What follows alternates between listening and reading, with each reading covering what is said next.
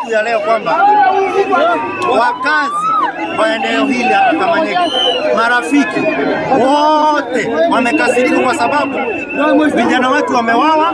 Na kwanza mtu mwenye tumeona hapa nchini, hatujaona kiongozi yoyote katika idara ya usalama mwenye amesimama hapa kuambia watu uchunguzi umefika wapi ama umefika wapi. Imekuwa ni kawaida kwamba watu kutoka sehemu hii wakivuka pande ile nyingine ya mbele wanaenda wanawawa na wengine wamepigwa wamelazwa hospitalini.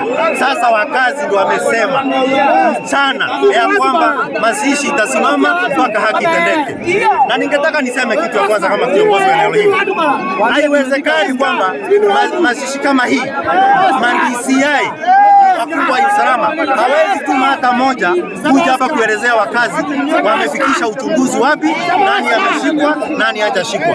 Kwa hivyo ni kusema kwamba hii ni madharau ya wazi katika kazi wa Kirinyaga, na ningeomba waziri wa usalama Kindiki utuondolee kuanzia county commissioners, OCS, OCPD wote waende uletwe.